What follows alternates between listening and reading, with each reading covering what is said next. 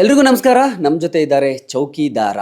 S, ಚೌಕಿದಾರ cinema team ಜೊತೆ ಮಾತಾಡ್ತಾ ಇದ್ದೀವಿ. ಈಗ ನಮಗೆ ಚಿತ್ರದ ನಾಯಕ ನಟ ಪೃಥ್ವಿ ಅಂಬರ್, ಎಸ್ ಅಲಿಯಾಸ್ ಚೌಕಿದಾರ ನಮ್ಮ ಜೊತೆ ಇದ್ದಾರೆ. ಹಾಯ್ ಪೃಥ್ವಿ, ಹೇಗಿದ್ದೀರಿ? ಚೆನ್ನಾಗಿದೆ ಸರ್, ನೀವು ಹೇಗಿದ್ದೀರಾ?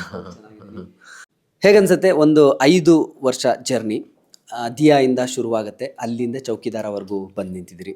ಒಬ್ಬ ಕಲಾವಿದರಾಗಿ ಎಷ್ಟು ಖುಷಿ ಇದೆ ಈ ಸಂದರ್ಭದಲ್ಲಿ? ತುಂಬ ಖುಷಿ ಇದೆ.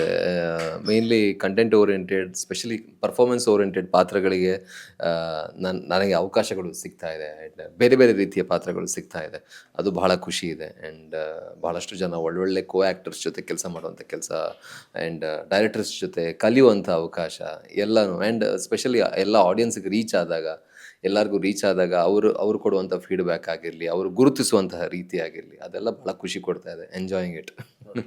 ಸೊ ತುಂಬ ಖುಷಿ, ಯಾಕಂದರೆ ಕಲಾವಿದ್ರಿಗೆ ಅದೇ ಏನು ಹೇಳ್ತೀವಿ, ಅಂದರೆ ಒಳ್ಳೊಳ್ಳೆ ಪಾತ್ರಗಳು, ಒಳ್ಳೊಳ್ಳೆ ಸಿನಿಮಾಗಳು ಸಿಕ್ಕಾಗ ಖುಷಿ, ಆ ಸಂತೃಪ್ತಿ ಅದು ಬೇರೆ.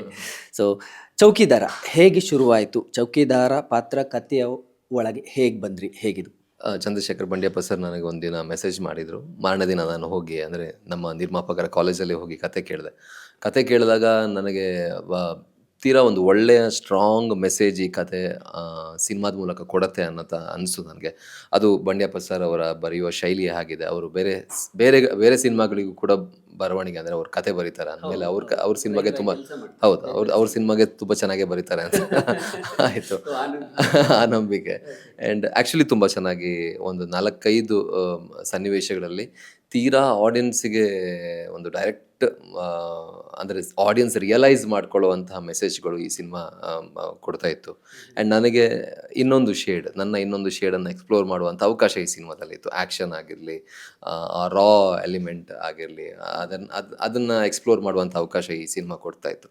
ನಾನು ಆದಷ್ಟು ಒಂದು ಸಿನಿಮಾದಿಂದ ಇನ್ನೊಂದು ಸಿನಿಮಾಗೆ ಆದಷ್ಟು ಚೇಂಜಸ್ ಇರುವಂತಹ ಪಾತ್ರಗಳನ್ನು ಮತ್ತು ಮಾಡೋದಕ್ಕೆ ಟ್ರೈ ಮಾಡ್ತಾ ಇದ್ದೆ. ಸೊ ಅದಕ್ಕೆ ನಾನು ಕರೆಕ್ಟಾಗಿ ಸಿಕ್ತು. ಆ್ಯಂಡ್ ಸ್ಪೆಷಲಿ ಚಂದ್ರಶೇಖರ್ ಬಂಡ್ಯಪ್ಪ ಅವರು ತೀರಾ ಎಕ್ಸ್ಪೀರಿಯನ್ಸ್ಡ್ ನಿರ್ದೇಶಕರು ಆ್ಯಂಡ್ ಪ್ರಬುದ್ಧ ನಿರ್ದೇಶಕರು. ಹ್ಯೂಮನ್ ಸೈಕಾಲಜಿನ ತೀರಾ ಚೆನ್ನಾಗಿ ಅರ್ಥ ಮಾಡ್ಕೊಂಡಿದ್ದಾರೆ. ಈ ಸಿನಿಮಾದಲ್ಲಿ ಚಿಕ್ಕ ಚಿಕ್ಕ ಸೂಕ್ಷ್ಮ, ಈ ಚಿಕ್ಕ ಚಿಕ್ಕ ಸೆನ್ಸಿಟಿವ್ ವಿಷಯನ ಡೀಲ್ ಮಾಡಿದ್ದಾರೆ. ಅದು ನನಗೆ ಬಹಳ ಇಷ್ಟ ಆಗಿರೋದ್ರಿಂದ ನಾನು ಕತೆ ಕೇಳಿದ ತಕ್ಷಣ ಸರ್ ನಾನು ರೆಡಿ ಅಂತ ಹೇಳಿದೆ. ಅವತ್ತೇ ಸಂಜೆ ನಾನು ಸಿನಿಮಾಗೆ ಸೈನ್ ಇನ್ ಆದೆ. ಯೂಶ್ವಲಿ ನಾನು ಒಂದು ಅಟ್ಲೀಸ್ಟ್ ತುಂಬ ಟೈಮ್ ತಗೋತೀನಿ, ತುಂಬ ಟೈಮ್ ತಗೋತೀನಿ. ಅದಕ್ಕೆ ನನಗೆ ಬೈಯೋದು ಇದೆ ತುಂಬ ಜನ, ಏನಾದರೂ ಒಂದು ಹೇಳಪ್ಪ ನೀನು ಅಂತ ಹೇಳೋದು ಇದೆ. ಬಟ್ ಇದು ನನಗೆ ಫಸ್ಟ್ ಇನ್ಸ್ಟೆಂಟಲ್ಲೇ ನನಗೆ ಕತೆ ಭಾಳ ಇಷ್ಟ ಆಗಿರೋದ್ರಿಂದ ನಾನು ಒಪ್ಕೊಂಡೆ. ಆ್ಯಂಡ್ ಅದರದ್ದೇ ಆದ ಒಂದು ತಯಾರಿ ನಡೀತು. ಪಾತ್ರಕ್ಕೋಸ್ಕರ ಒಂದಷ್ಟು ವೆಯ್ಟ್ ಲಾಸ್ ಕೂಡ ಮಾಡೋದಿತ್ತು, ಒಂದಷ್ಟು ವಿಷಯಗಳನ್ನು ಕಲಿಯೋದಿತ್ತು. ಆ್ಯಂಡ್ ಚಂದ್ರಶೇಖರ್ ಬಂಡ್ಯಪ್ಪ ಸರ್ ಅವರ ಶೈಲಿಯಲ್ಲಿ ನಾನು ಆ್ಯಕ್ಟ್ ಮಾಡಬೇಕಾಗಿತ್ತು. ಸೊ ಈ ಸಿನಿಮಾದಲ್ಲಿ ಏನೇ ಮಾಡಿದ್ರು, ಅದು ಏನೇ ಕ್ರೆಡಿಟ್ ಮುಂದೆ ಬಂದರು, ಅದು ಸಲ್ಲಬೇಕಾಗಿರೋದು ನಿರ್ದೇಶಕರಿಗೆ. ಬಿಕಾಸ್ ನಂದೇನು ಜಾಸ್ತಿ ತಲೆ ಯೂಸ್ ಮಾಡಿಲ್ಲ ಇದರಲ್ಲಿ, ಎಲ್ಲ ಅವ್ರದೇ ಇರೋದು. ಹೌದು, ಬಂಡಿಯಪ್ಪ ಸರ್ ಇದ್ದಾರೆ ಅಂದಮೇಲೆ ಸೊ ನಿಮಗೊಂದು ಅರ್ಧ ಕೆಲಸ ಇಳ್ದೋಗಿದೆ. ಅರ್ಧ ಅಲ್ಲ, ಪೂರ್ತಿ ಕೆಲಸನೇ, ನನ್ನ ಪ್ರಕಾರ ಪೂರ್ತಿ ಕೆಲಸನೇ. ಬಿಕಾಸ್ ಇಲ್ಲಿ ಯೂಶ್ವಲಿ ಏನಾಗುತ್ತೆ ಅಂತ ಹೇಳಿದ್ರೆ, ನಮ್ಮ ಫ್ಯಾಕಲ್ಟಿ ಯೂಸ್ ಮಾಡ್ತೀವಿ ನಾವು ಸಿನಿಮಾದಲ್ಲಿ ಆ್ಯಕ್ಟ್ ಮಾಡಿದೆ, ಹಿಂಗೆ ಮಾಡೋಣ, ಈ ಗ್ರಾಫ್ ಇಲ್ಲಿ ತಂದ್ಬಿಡೋಣ. ಅಂದರೆ ಸ್ಕ್ರಿಪ್ಟಲ್ಲಿ ಒಂದು ಗ್ರಾಫ್ ಇದ್ದರೆ ಆ್ಯಕ್ಟಿಂಗ್ ಮಾಡುವಾಗ ಅದನ್ನು ಸ್ವಲ್ಪ ಡೈಸೆಕ್ಟ್ ಮಾಡಿ ಇನ್ನೊಂದು ಗ್ರಾಫ್ ನಾವು ಮಾಡಿರ್ತೀವಿ. ಈ ಸಿನಿಮಾದಲ್ಲಿ ನಾನು ಏನೂ ಮಾಡಿಲ್ಲ ಆ್ಯಕ್ಚುಲಿ. ಸಿನಿಮಾದಲ್ಲಿ ಸುಮ್ಮನೆ ಓಪನ್ ಮೈಂಡೆಡ್ ಆಗಿ, ಫ್ರೀ ಮೈಂಡೆಡ್ ಆಗಿ ಬರ್ತಾ ಇದ್ದೆ.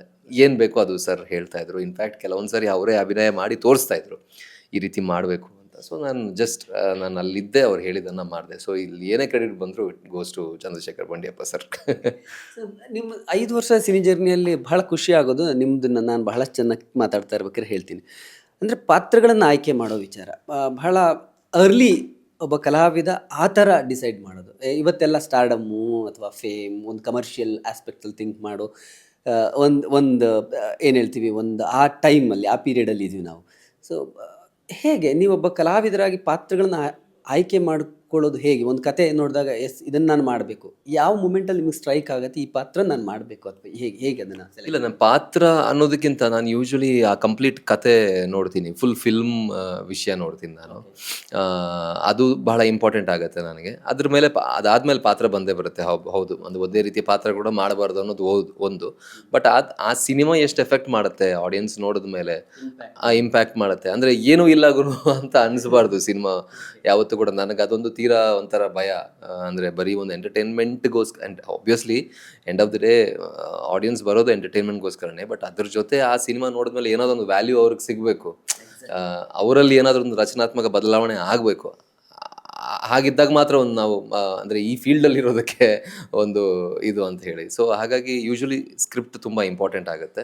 ಪಾತ್ರ ಕೂಡ ಹೌದು, ಸ್ವಲ್ಪ ನಾನು ಇಲ್ಲಿವರೆಗೂ ಮಾಡದೇ ಇರುವಂತಹ ಪಾತ್ರ ನನಗೆ ಅದರಲ್ಲಿ ಸಿಗ್ತಾ ಇದೆಯಾ ಅಂತ ಹೇಳಿದ್ರೆ ನಾನು ಅದು ಮಾಡ್ತೀನಿ. ಅದು ಬಿಟ್ಟು ನಾನು ಏನು ಹೇಳೋದು, ಒಂದು ಕ್ಯಾಟಗರಿಗೆ ಬೀಳಕ್ಕೆ ನನಗೆ ಇಷ್ಟ ಇಲ್ಲ. ಅಂದರೆ ಕಮರ್ಷಿಯಲ್ ಇದು ವರ್ಕ್ ಆಗುತ್ತೆ, ಕಮರ್ಷಿಯಲ್ ಇದು ವರ್ಕ್ ಆಗಲ್ಲ, ಆ ಕ್ಯಾಟಗರಿಗೆ ನನಗೆ ಬೀಳಕ್ಕೆ ಇಷ್ಟ ಇಲ್ಲ. ಥಿಂಕ್ ಕೂಡ ಮಾಡಲ್ಲ. ಮಾಸ್ ಆಗಿ ಕಾಣಿಸ್ಬೇಕು, ನನಗಿಷ್ಟು ಅಂದರೆ ಈ ಒಂದು ಸಿನಿಮಾದಿಂದ ಇಷ್ಟು ಫ್ಯಾನ್ ಫಾಲೋವಿಂಗ್ ಜಾಸ್ತಿ ಆಗಬೇಕು, ಅಥವಾ ಈ ಒಂದು ಪ್ಲ್ಯಾನು, ಈ ಒಂದು ಸ್ಟ್ರಾಟಜಿ, ಅದನ್ನು ನಾನು ಯಾವತ್ತೂ ಮಾಡಲ್ಲ. ಬಿಕಾಸ್ ನಾವು ಏನೇ ಪ್ಲ್ಯಾನ್ ಮಾಡಿದ್ರು ಮೇಲೆ ಇನ್ನೊಬ್ರು ಇರ್ತಾರೆ ಪ್ಲ್ಯಾನ್ ಮಾಡೋರು, ಅವ್ರಿಗೆ 1 ನಿಮಿಷ ಸಾಕು ಎಲ್ಲ ಚೇಂಜ್ ಮಾಡೋಕ್ಕೆ.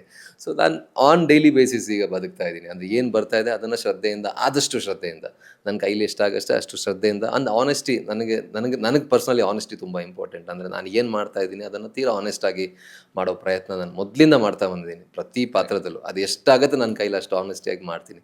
ಸೊ ಆಮೇಲೆ ಅದ್ರ ಔಟ್ಕಮ್ ಏನಿದೆ ಅದ್ರ ಬಗ್ಗೆ ನಾನು ಯಾವತ್ತೂ ಥಿಂಕ್ ಮಾಡಿಲ್ಲ. ಮೇ ಬಿ ಆ ಮೆಂಟಾಲಿಟಿ ಮುಂದೆ ಬರ್ಬೋದು, ಏನೋ ಗೊತ್ತಿಲ್ಲ.